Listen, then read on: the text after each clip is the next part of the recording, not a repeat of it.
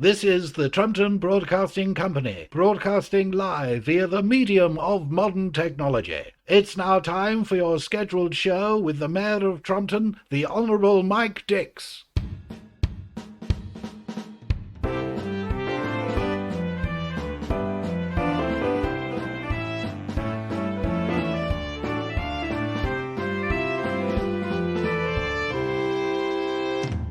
Good morning, good evening, or good night. It's a podcast. I've got no idea when you're listening to this, but welcome to the show.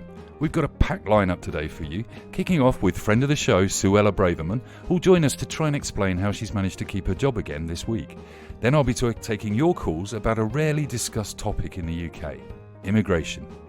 Talking of racists, local MP Sir Clive Denby will be popping in, and I'll be asking him to explain Dominic Raab and Boris Johnson to us.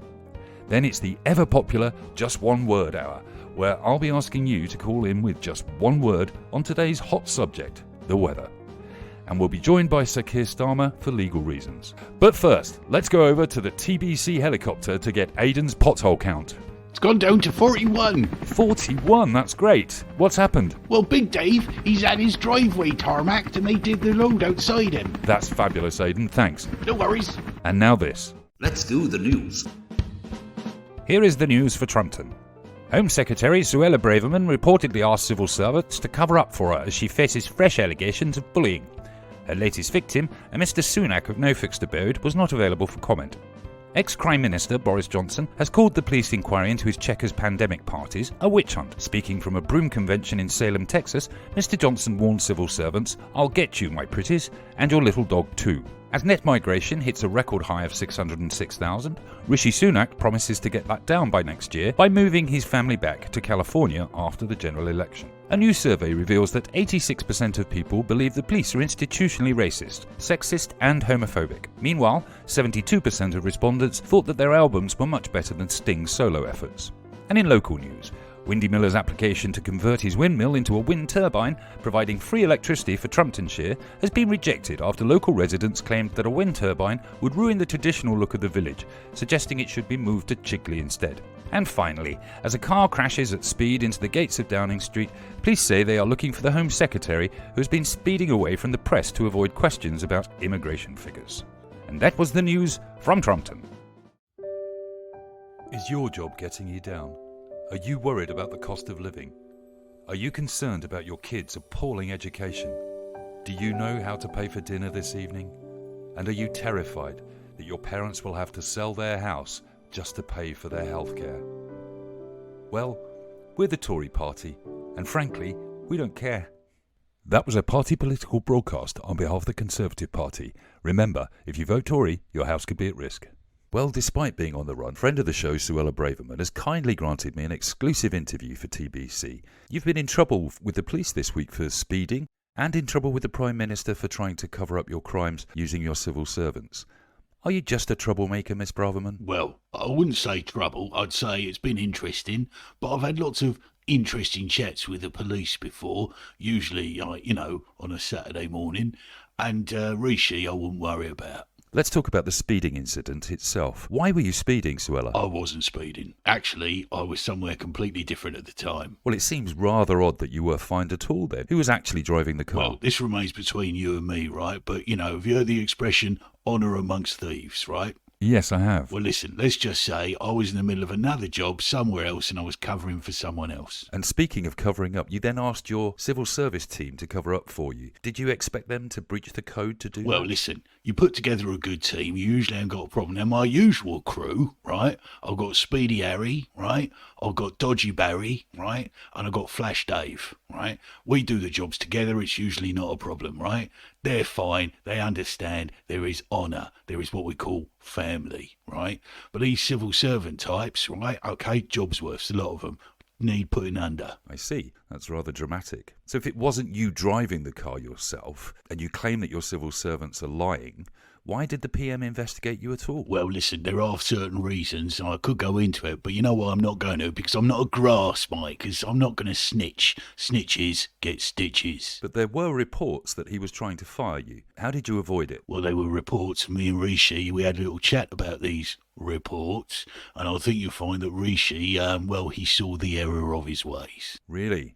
And how did you convince him in the end? I took out his knees. And I suppose in terms of your actual job, which is not appearing in the papers every day with speculation about you losing it, but it's the Home Office, which is responsible for immigration, and this week responsible for the largest net immigration figures the UK has seen for decades. This is your fault? No, not my fault. If you look at the evidence, you can clearly see whose fault it is. It's New Labour's fault, because basically they made the country look okay. So all these immigrants wanted to come here because it looked all right. And your strategy then is? Well, basically, it's very simple. We make the country look shit. Well, you're doing a great job, Suella.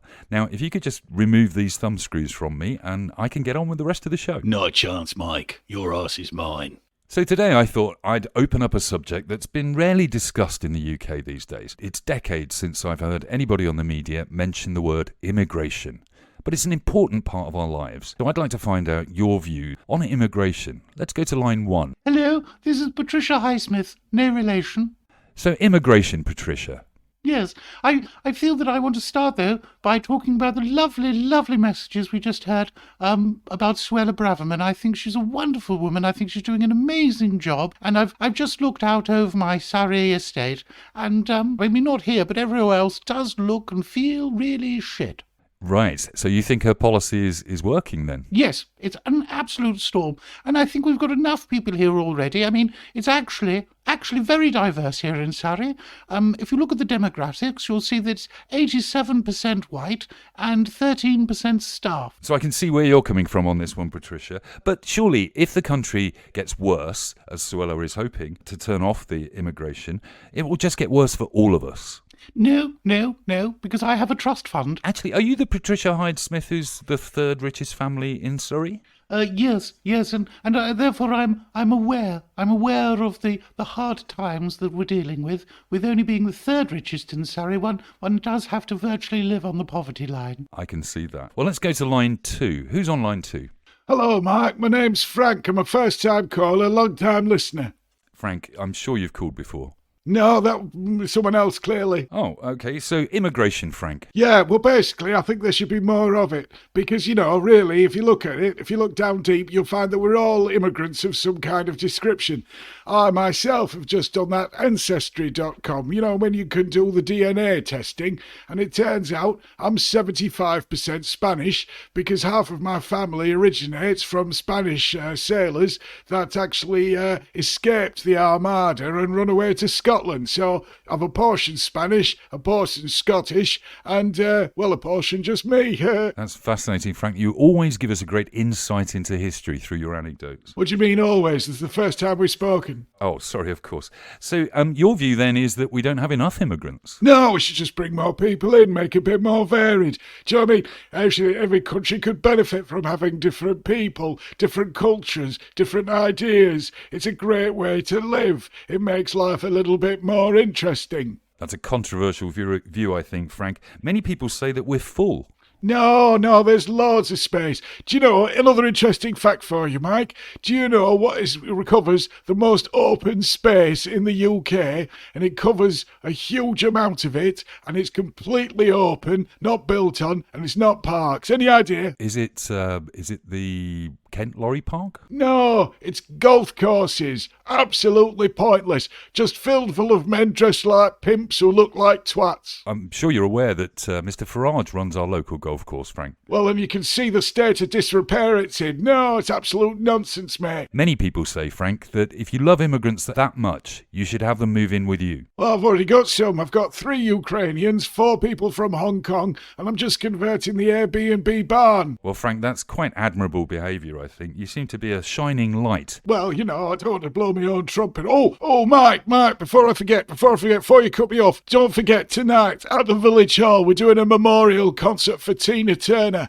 I myself will be singing all the hits, ranging from We Don't Need Another Hero to, all the great, like Proud Mary. It's going to be fantastic, Mike. I can certainly hear the similarity in yours and Tina Turner's voices, Frank.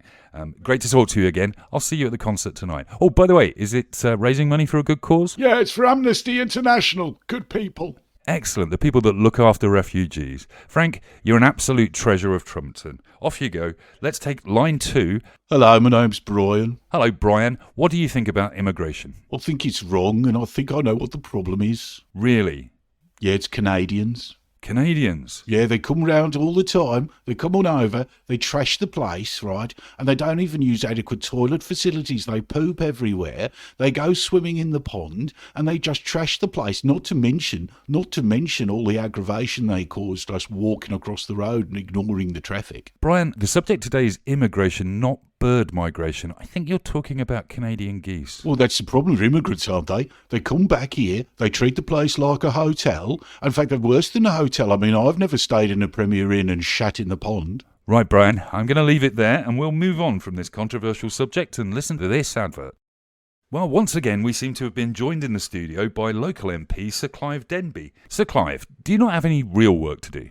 Oh, well, this is real work. I'm here representing my lovely constituents, and it's a pleasure to be here. Super to see you, Mike. Well, Sir Clive, while you're here, Dominic Raab has said that he's leaving the party at the next election. Tell me, what's the point of Dominic Raab? Well, I think it's a dreadful shame, an absolute shame. He's an absolutely super chap, and I think we will miss him. I think the party will miss him, and I think it's definitely safe to say the country will miss him too. Many people think the civil service won't miss him one bit. So, Boris Johnson, Partygate 2 now.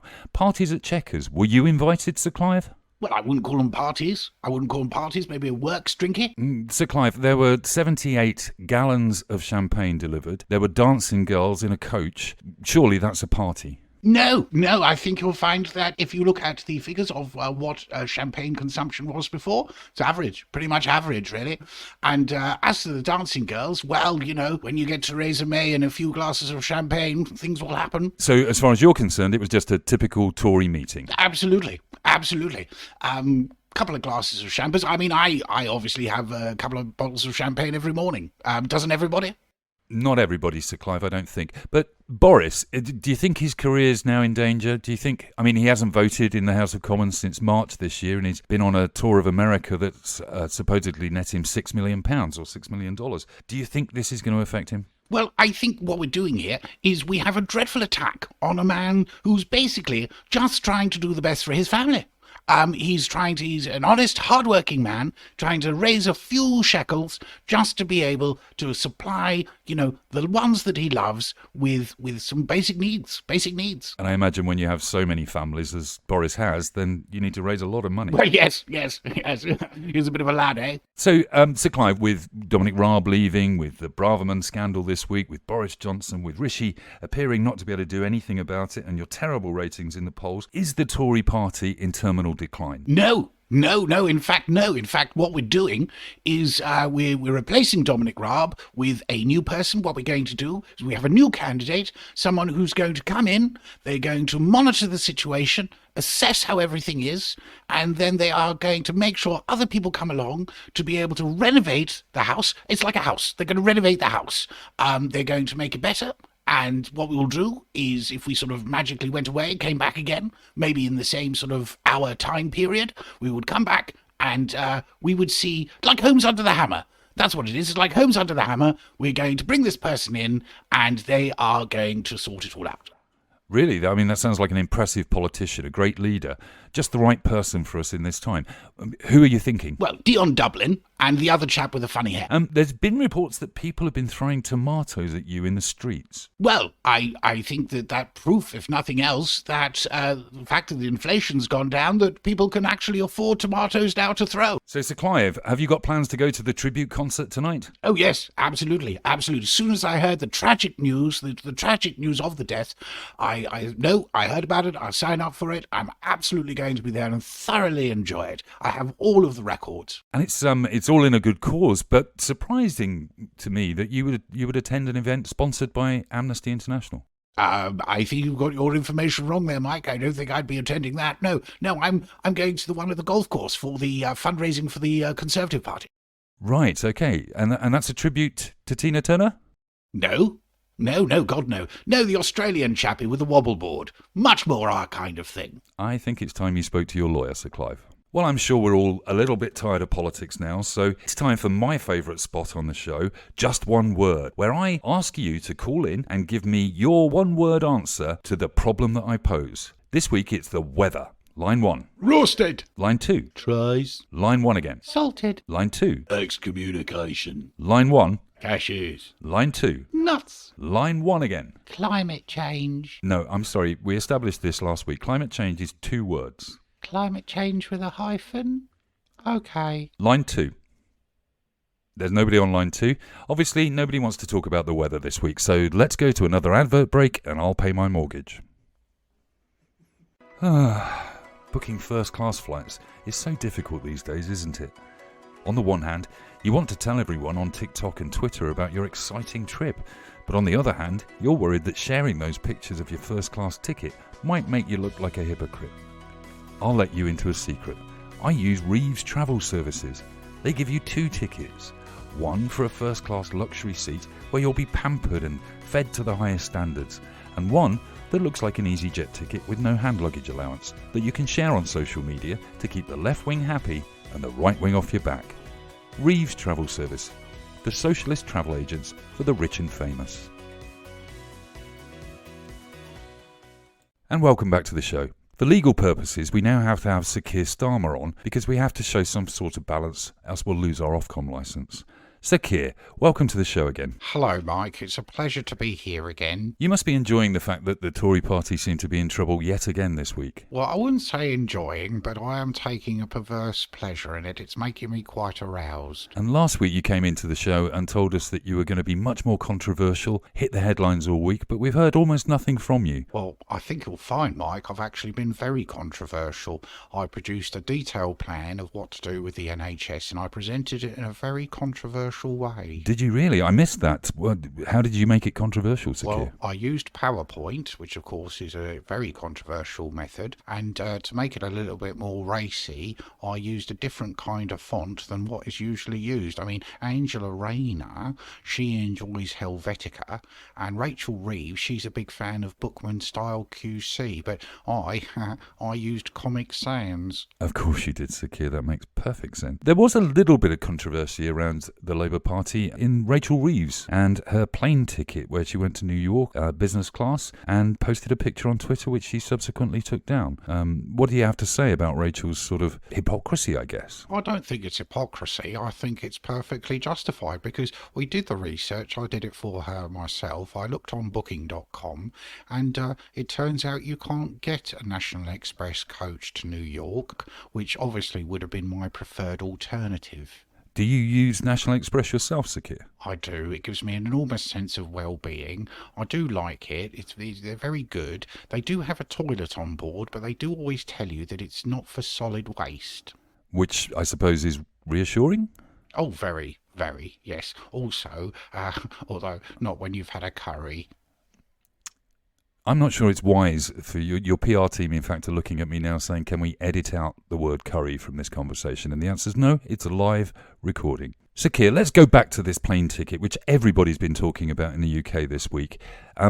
Was it controversial or not, from your point of view? I think it was. You think it was controversial? Yes. If you look at the ticket, it was printed with a very boring font, just a generic font, all the same. And I personally would have found it more exciting if it was in Comic Sans. It makes me laugh. Right. So if you come to power, which everybody's expecting to happen quite soon, you would force British Airways to use Comic Sans? No, I think there should be a democratic process where people can choose the font of their plane ticket to the one that they like. And British Airways being a private company, you wouldn't be able to make them do that anyway. So are you talking about nationalising British Airways? Well, I think when it comes to fonts, there's no need for nationalisation because that sounds a little bit too socialist for me. Well, Sakir, it's been a lovely legal obligation to have you back in to entertain the audience that seems to have fallen off the radar now. But tell me, are you going to the tribute concert tonight? Oh, not only am I going, Mike, I'm also performing. I will be doing a duet. I shall be doing the Bryan Adams part of It's Only Love. With Frank? Oh, absolutely. It's real rocking music. I like playing Bryan Adams because he is, like me, a wild man. And Sir Clive Denby just told us that he's going to a tribute concert at the golf course, Nigel Farage's golf course tonight. I imagine you'll be avoiding that. Yes, they're twats. Well, Sakir, thanks very much for that. And now it's time to end the show, unfortunately. Thanks ever so much for listening. I really appreciate it, actually. It's been fun making this, and I'm looking forward to making next week's, where we'll probably be talking to some of your favourite characters and some of the ones that you don't like at all. Whatever happens in the next 7 days, please don't have nightmares.